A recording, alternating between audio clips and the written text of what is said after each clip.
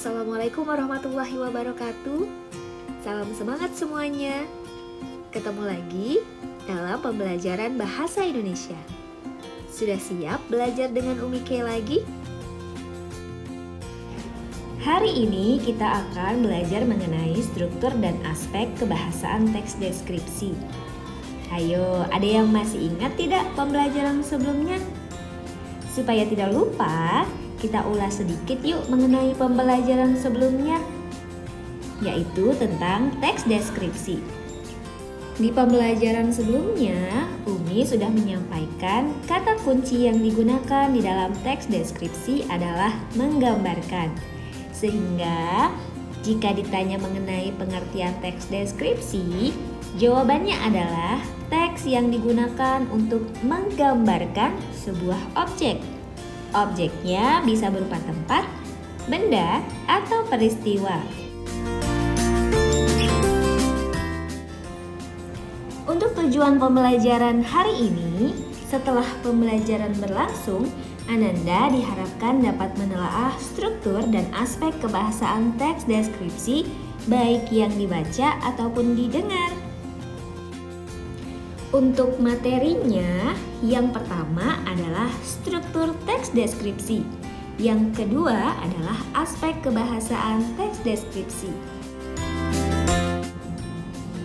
Untuk struktur teks deskripsi ada 3. Yang pertama adalah deskripsi umum atau bisa juga disebut sebagai identifikasi.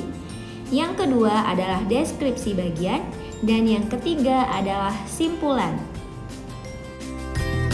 Kita bahas satu-satu ya. Yang pertama adalah deskripsi umum atau identifikasi.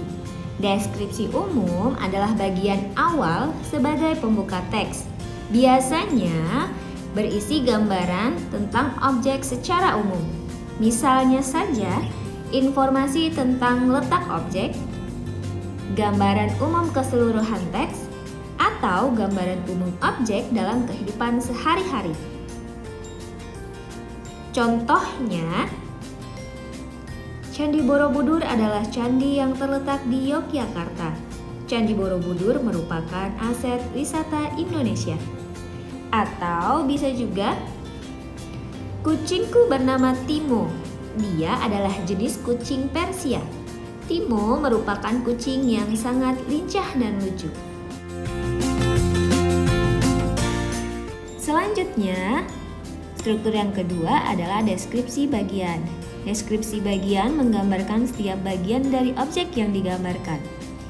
Misalnya berisi informasi tentang bagian tubuh manusia, atau menggambarkan kegunaan setiap bagian tubuh manusia, atau bahkan bisa menggambarkan rincian apa yang kita lihat, dengar, atau rasakan ketika menggambarkan objek tersebut. Pada struktur deskripsi bagian yang dapat kamu gambarkan bergantung dengan objek yang kamu pilih. Misalnya, jika memilih si kucing untuk menjadi objek dalam teks deskripsimu, maka bisa menggunakan kalimat berikut. Kucingku Timo memiliki telinga yang lancip dan berwarna putih. Sementara itu, wajahnya yang gemuk memiliki rambut yang berwarna hitam dan kuning, atau sebagainya. Struktur yang terakhir adalah bagian simpulan. Simpulan merupakan struktur yang opsional, artinya boleh dihadirkan atau boleh juga tidak. Struktur ini berisi kesan penulis dan simpulan dari objek yang sudah digambarkan. Adapun contoh yang bisa kamu pelajari adalah sebagai berikut. Ayahku sangat pendiam. Beliau yang irit kata lebih suka memberi contoh langsung kepada anaknya tanpa perlu menggurui. Bagai air yang mengalir tenang tetapi sangat dalam, beliau adalah teladan bagi anak-anaknya. Nah, di contoh tersebut objek yang digambarkan adalah ayahku. Selanjutnya kita ke materi aspek kebahasaan teks deskripsi. Aspek kebahasaan adalah ciri-ciri bahasa yang sering digunakan dalam sebuah jenis teks. Nah, di dalam teks deskripsi, yang biasa digunakan adalah yang pertama, najas perbandingan, 2, kata yang bersinonim, 3. Kalimat dengan cerapan indera. Dan 4 adalah pilihan kata dengan emosi kuat dan juga rincian yang sangat spesifik. Untuk yang pertama adalah majas perbandingan. Seperti yang kita ketahui, majas perbandingan ini banyak sekali macamnya. Tapi di dalam teks deskripsi ada 4 majas yang paling sering ditemukan. Yang pertama adalah majas hiperbola. Yang kedua adalah majas personifikasi. Yang ketiga adalah majas asosiasi. Dan yang keempat adalah majas metafora. Selanjutnya, aspek kebahasaan yang paling sering ditemukan di dalam teks deskripsi adalah penggunaan sinonim. Sinonim adalah persamaan makna. Dua kata atau lebih yang memiliki makna yang sama. Contohnya, kata bagus bersinonim dengan kata elok dan juga kata indah. Kata suka bersinonim dengan kata senang dan juga kata bahagia. Selanjutnya, aspek kebahasaan teks deskripsi yang sering digunakan adalah penggunaan cerapan indera. Kata-kata yang dipilih di dalam teks deskripsi menggunakan cerapan indera manusia yang ada 5.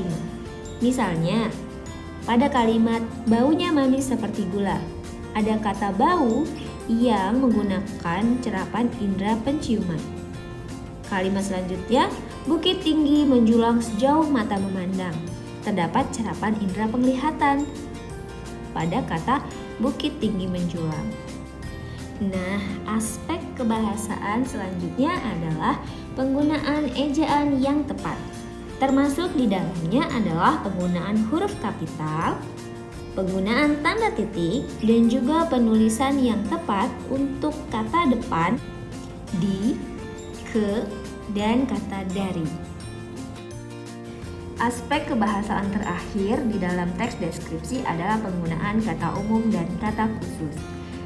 Kata umum dan kata khusus merupakan variasi kata digunakan untuk menggambarkan objek secara spesifik sehingga kesan yang didapatkan oleh pembaca sesuai seperti yang diharapkan oleh si penulis.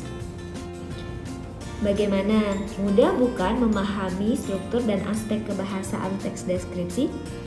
Jika ada yang tidak dipahami atau merasa kebingungan, kamu boleh tinggalkan pertanyaan di kolom komentar atau melalui email. Sampai di sini dulu ya pembelajaran hari ini. Jangan lupa like dan subscribe-nya. Sampai ketemu di lain kesempatan. Wassalamualaikum warahmatullahi wabarakatuh. Salam sehat semuanya.